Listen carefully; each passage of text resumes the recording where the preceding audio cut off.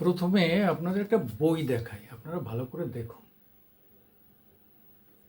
ভদ্রলোককেও দেখুন, লেখককেও দেখুন।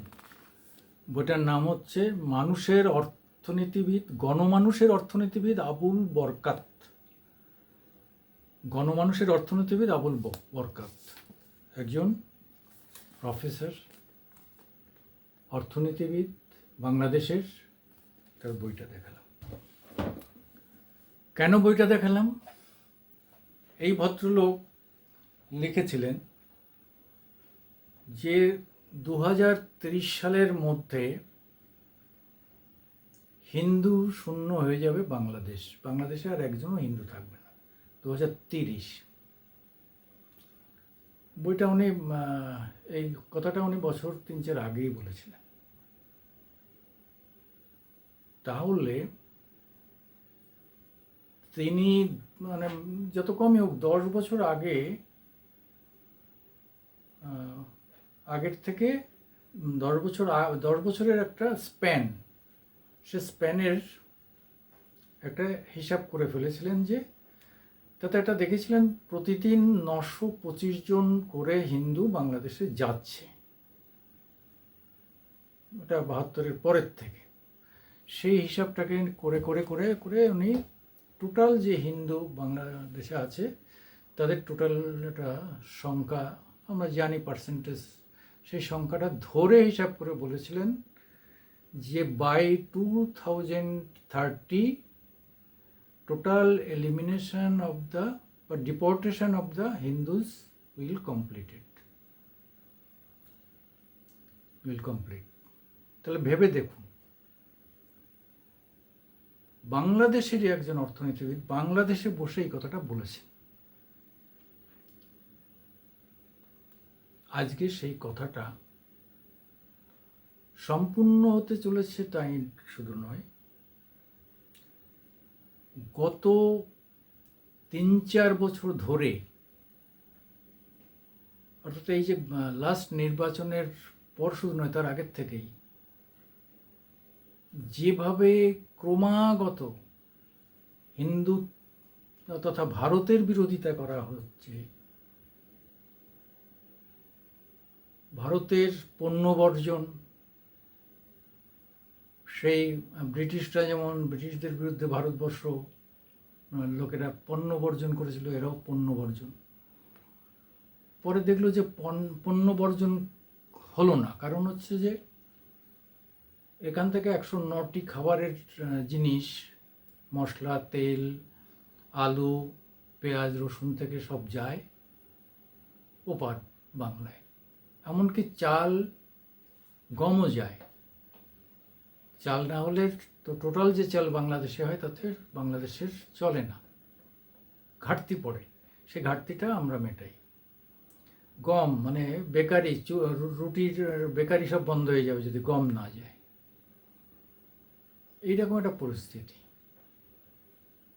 রসুন 700 টাকা হয়ে যাবে, পেঁয়াজ 300 টাকা হয়ে যাবে, আলু 120 টাকা হয়ে যাবে।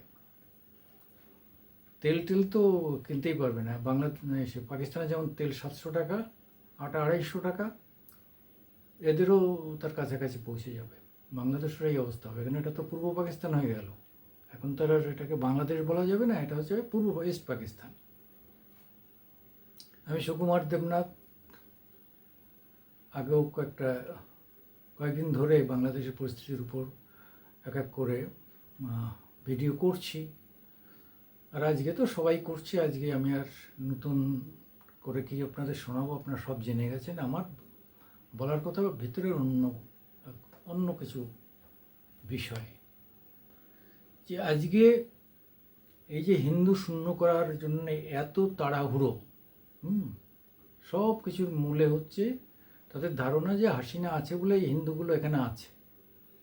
হাসিনাকে সরাতে পারলে তাহলে ভারত তো আমাদের এখানে আর মাতব্বরি করতে পারবে না, আমাদের সব যারা মৌলবাদীরাই ক্ষমতায় যাবে, ফলে হিন্দু যে কটা আছে ভয়ে পালাবে, না হলে পিটিয়ে তাড়িয়ে দেবো। মানে হাসিনা সরে গেলেই হিন্দুদের উপর ঝাঁপিয়ে পড়ব। তাই পড়ল। আপনার পূর্ণিমাসীদের কথা শুনেছেন। যে একটি 14-15 বছরের মেয়ের উপর 16 থেকে 17 জন রেপ করেছিল। হুম? তার মা গেটে দাঁড়িয়ে লোকের হাত পায়ে ধরছে যে আমার ওইটুকু মেয়ে, তোমরা একটু আস্তে আস্তে যাও। বাবা কি বলবো, অনেক মানে মানে কী বলবো, সুস্থ সংস্কৃতি, শিক্ষা দীক্ষা সব শেষ এইসব শব্দ।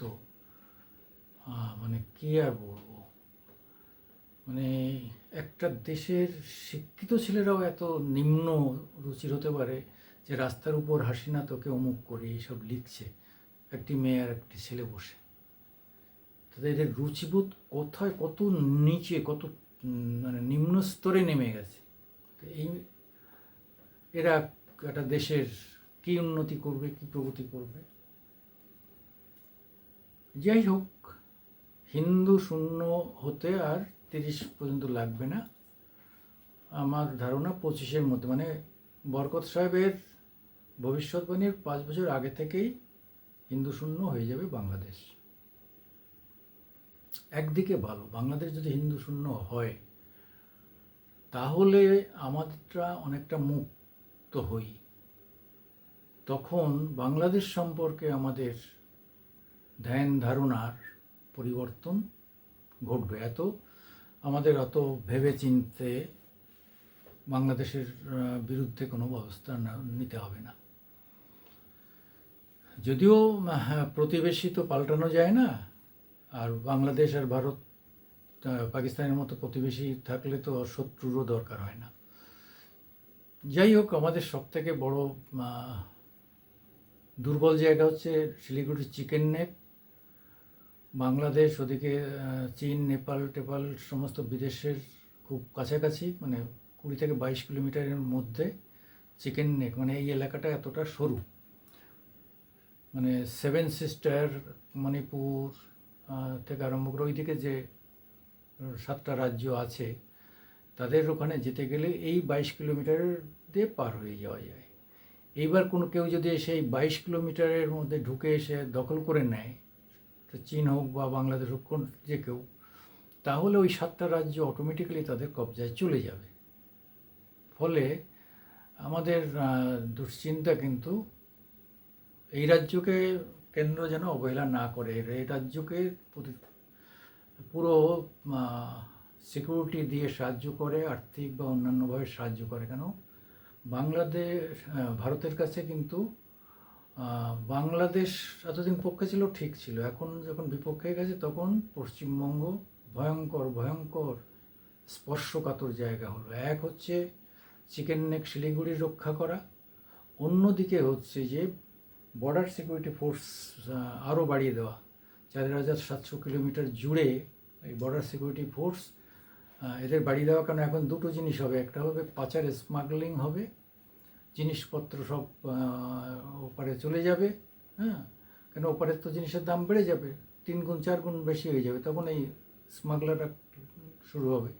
আরেকটা হচ্ছে ওপার থেকে হিন্দু শরণার্থীদের লক্ষ লক্ষ টাকা তাদের কাছ থেকে নিয়ে এপার পার করে নিয়ে আসা হবে, মানব পাচার। এই দুটো জিনিস সীমান্তে ভয়ঙ্করভাবে বাড়বে। কাজেই বিএসএফকে সেইভাবে শক্তিশালী করতে হবে আমাদের, তা না হলে সমূহ বিপদ হবে।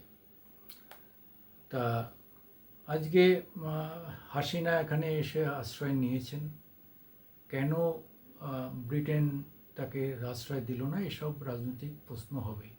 লেবার পার্টি এসছে, তারা নাকি অতি লিবারেল, তো দেখা গেল তারা তো আরও বেশি রক্ষণশীল। যাই হোক, যে যার স্বার্থ দেখছে, সে হয়তো দেখছে যে হাসিনাকে আশ্রয় দিলে বাংলাদেশের বন্ধু যারা, মানে চীন এবং পাকিস্তান ক্ষুব্ধ হতে হবে, আমেরিকাও ক্ষুব্ধ হতে পারে। এইসব ব্যাপারগুলো অনেক যোগ বিয়োগ গুণভাগের ব্যাপার আছে, কিন্তু আমরা তো এই যোগ বিয়োগ গুণভাগের মধ্যে থাকলে হবে না। হাসিনাকে তো আমাদের বাঁচাতেই হবে। আমরা তো প্রতিবেশীকে দূরে ফেলে দিতে পারবো না। ও কালকে যদি ইমরান খানও পাকিস্তান থেকে পালিয়ে চলে আসে, তাও আমরা ঠাঁই দেব। তা ফলে আমরা উদার, আমরা সবাইকে আশ্রয় দিই এবং সেই আশ্রয়টা দেব, এ ব্যাপারে কোনো সন্দেহ নেই। আহ, যাই হোক, কোন দিকে মোড় নেয় দেখা যাক। পশ্চিমবঙ্গকে আরও নজর দিতে হবে কেন্দ্রের, আর্থিকভাবে বিএসএফ দিয়ে বা অন্যান্য গোয়েন্দা বিভাগ দিয়ে সাহায্য করতে হবে। কেন ওখান থেকে সব এসে এখানে যেন আশ্রয় না নেয়, চোর ডাকাত গুন্ডা বদমাইশ, তারা যেন এখানে এসে আশ্রয় না নেয়, বা এখানে এসে তারা আবার নাশকতা করে ওপারে পালিয়ে না যায়, সেটাও দেখতে হবে। এপার ওপার দুটোর দিকেই খুব সতর্ক থাকতে হবে, রাজ্য সরকারকেও সতর্ক থাকতে হবে। আমি সুকুমার দেবনাথ আপনাদের কাছে আমার বারবার আসি, আপনারা আমাদের একটু লাইক দেবেন, শেয়ার করবেন এবং সাবস্ক্রাইব করবেন। নমস্কার।